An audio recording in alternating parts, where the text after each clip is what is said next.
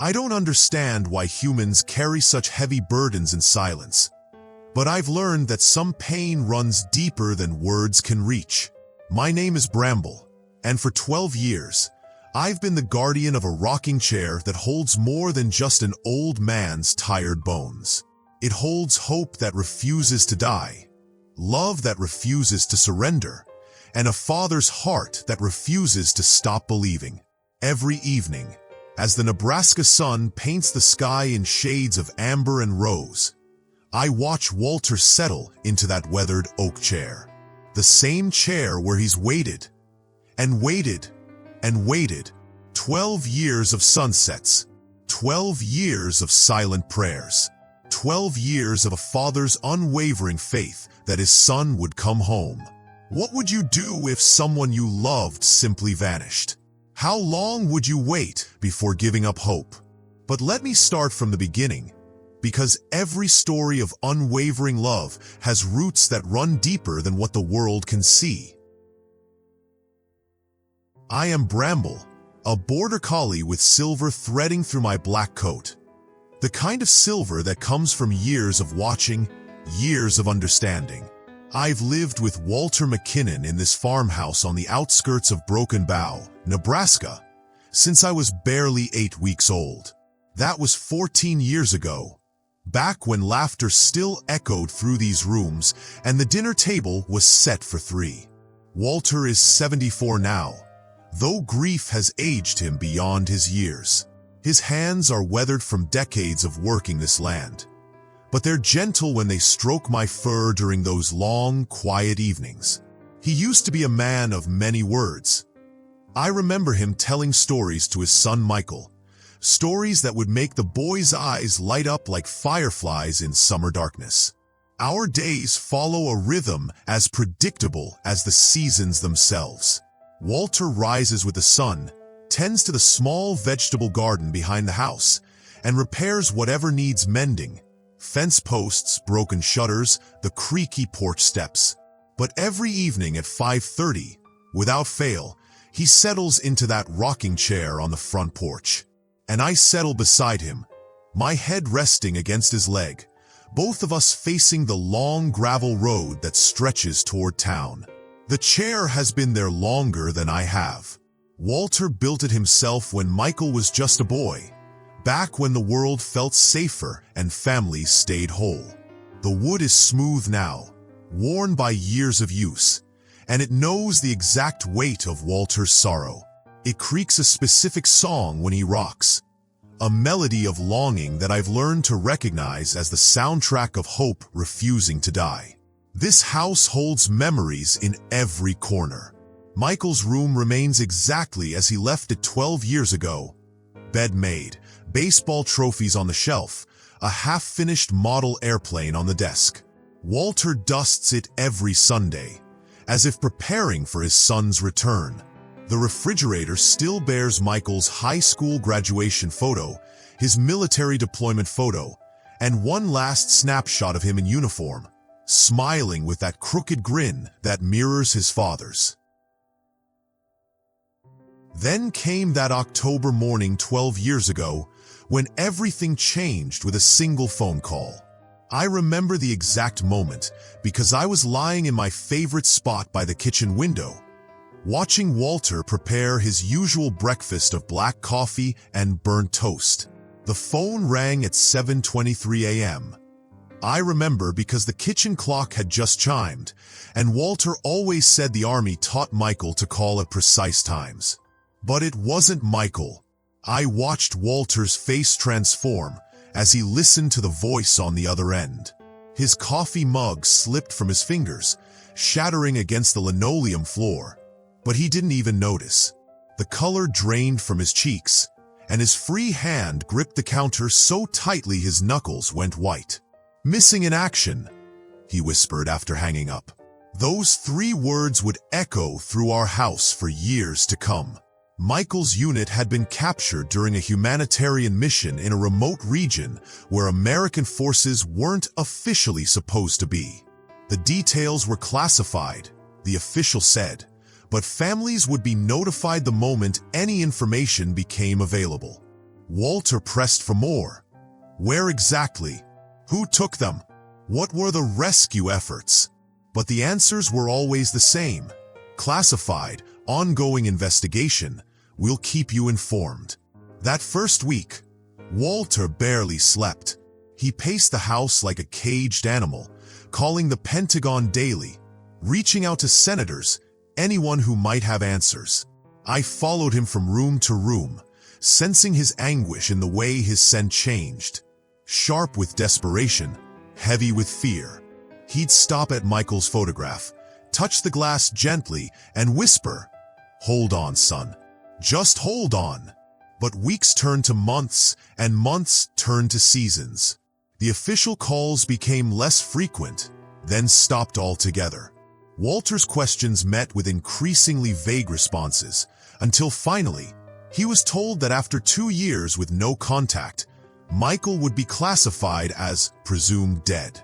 That's when Walter made his promise. I was there when he stood in Michael's room, holding that final military photo, and spoke into the silence. "I know you're alive, son. I can feel it in my bones. And I'll wait right here until you come home. Every evening, same time, same place. You'll know where to find me." From that day forward, the rocking chair vigil began. At first, neighbors would stop by. Old friends from church would bring casseroles and gentle suggestions about moving on and accepting God's will. But Walter's resolve was unshakable. He'd thank them politely, accept their food, and return to his chair. Eventually, the visits became less frequent, then stopped altogether. People began to whisper about old Walter and his broken heart. But I never saw him as broken. I saw him as the strongest human I'd ever known. The seasons cycled through their ancient dance. Spring brought hope with the returning birds. Summer offered long twilights that stretched his vigil deeper into the night. Autumn painted the world in shades of longing. Winter tested his dedication with bitter cold and early darkness, but still he sat, bundled in layers, with me pressed against his legs for warmth. Years 3 and 4 were the hardest. I watched him age visibly, watched hope war with reality in his tired eyes. Some nights, I'd catch him crying, silent tears that he thought no one could see. But I saw everything. I saw how he'd sometimes doze in the chair and wake with a start, looking down the road with expectation before remembering. I saw how he'd talk to Michael as if he were there, telling him about the weather, the neighbors, the small happenings of rural life. By year 7, I began to understand the true depth of Walter's love and the profound loneliness that accompanied it. The most heartbreaking nights were the ones when storms would roll across the Nebraska plains. Lightning would split the sky, thunder would shake the windows, and rain would lash against the house with fury. On those nights, Walter would move his vigil inside, positioning his chair by the living room window where he could still see the road. He'd sit there in the darkness, illuminated only by the occasional flash of lightning, and I'd curl up at his feet, both of us listening to the storm's rage. "He's out there somewhere, Bramble," he'd whisper, his voice barely audible above the thunder. "Maybe he's cold tonight. Maybe he's hungry. Maybe he's wondering if anyone back home remembers him." His hand would find my head in the darkness, and I'd feel the tremor in his fingers. But I remember everything. Those were the nights when I wished I could speak human words, when I wanted to tell him that love like his was rare and beautiful, and that Michael, wherever he was, had to know how deeply he was cherished. Instead, I'd press closer, offering the only comfort I could, my presence, my warmth, my unwavering companionship in his long wait. The townspeople stopped expecting Walter to move on. Dr. Harrison, who'd been the family physician for 30 years, would sometimes drive out to check on him. "Walter," he'd say gently, "you know the odds after all this time. But Walter would just shake his head and reply, "Doc, you don't know my boy. He's a fighter. He's coming home." I watched Walter's hair turn completely white. I watched his shoulders grow stooped, not from age, but from carrying the weight of unwavering hope. I watched him develop a cough that lingered through winter months, and I saw how his hands shook more with each passing year. But I never saw his resolve waver. Year 10 brought the cruelest test of all. A package arrived from the Department of Defense. Michael's personal effects recovered from the captured convoy. Walter opened it with trembling hands. A watch, a wallet with photos of home, dog tags, and a letter Michael had been writing to his father, but never finished. "Dad," the letter began in Michael's familiar handwriting. "I know I haven't been the son you deserved, and I know we argued before I left. But I want you to know that everything good in me came from you. If something happens to me over here, please don't blame yourself for the things we said. I love you, and I'm proud to be your son." The letter ended mid-sentence, the ink smeared as if dropped suddenly. That night, Walter held those dog tags and cried harder than I'd ever seen a human cry. His sobs shook his entire body, and I could do nothing but lie across his lap, trying to absorb some of his pain into my own small frame. He cried for the son he missed, for the words they both left unsaid, for the years of silence and uncertainty. But when morning came, he was back in his chair. "He's still alive, Bramble," he said, his voice hoarse but determined. "This doesn't change anything. A father knows these things." Year 11 brought visitors from military genealogy groups, documentary filmmakers interested in long-term missing persons cases, and even a psychic who claimed she could contact Michael's spirit. Walter tolerated them all with polite patience, but his answer was always the same. "My son isn't dead. He's coming home." By year 12, our routine had become as natural as breathing. I'd aged into an old dog, my joints stiff from years of sitting on that porch, but I wouldn't have been anywhere else. Walter and I had developed our own language of sighs, glances, and gentle touches. He'd sometimes read to me from Michael's letters home, sharing stories I'd heard dozens of times but never tired of hearing.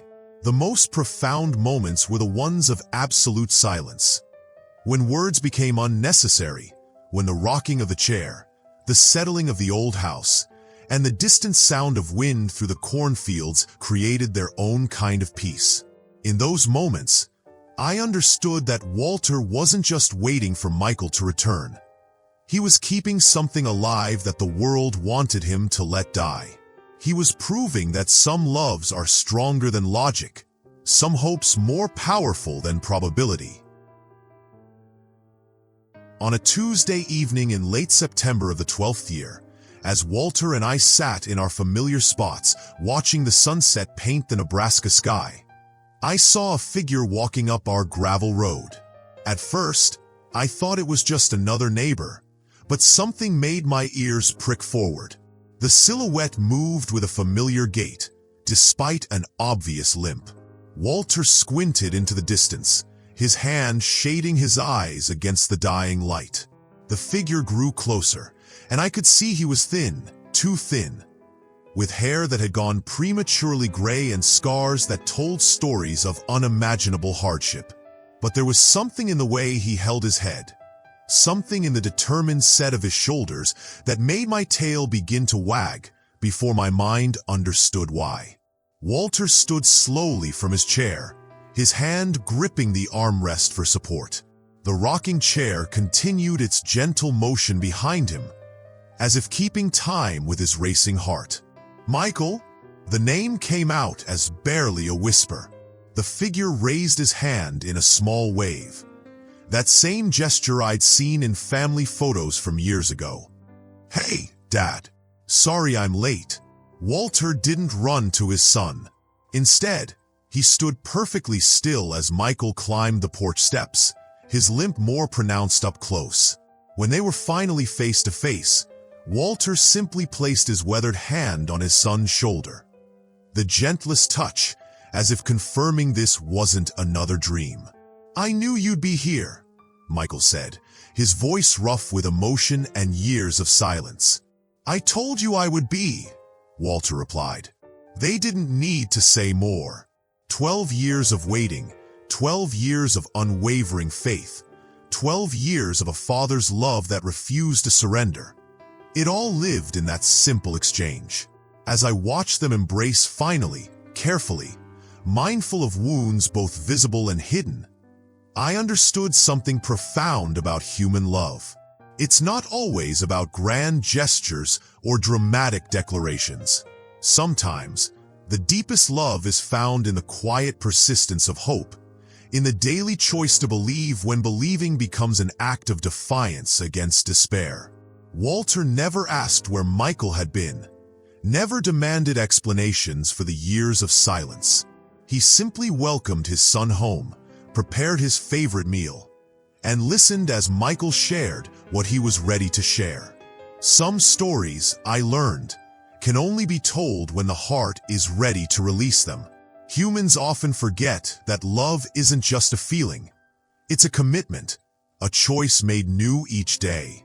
Walter chose to love his son through 12 years of uncertainty, 12 years of unanswered questions, 12 years of a world that told him to give up hope. But he never did, because real love doesn't keep time like clocks do. Real love exists outside of schedules and expectations and logic. That rocking chair sits empty now most evenings. Walter and Michael have found new rhythms, new ways to be father and son after so many years apart. But sometimes, when the sunset is particularly beautiful, Walter will sit there again, and Michael will join him, and they'll rock in comfortable silence while I lie between them. The chair doesn't creak with longing anymore. Now it sings with gratitude, with the music of love that waited and was rewarded, with the quiet joy of promises kept. Is there someone in your life who needs you to believe in them? Even when hope seems impossible, sometimes the greatest gift we can give isn't our words or our actions. It's our unwavering presence, our patient faith, our refusal to let love surrender to time. Don't let anyone convince you that hope has an expiration date. Love knows no such limits. And sometimes, if we're willing to wait, if we're willing to believe, we discover that the impossible was just taking its time to become possible. What would change in your world if you loved with the patience of a father who never stopped believing? What miracles might unfold if you refuse to let hope die, no matter how long the wait? If this story touched your heart, please like this video and subscribe to hear more tales from Paws. Because every love story deserves to be told.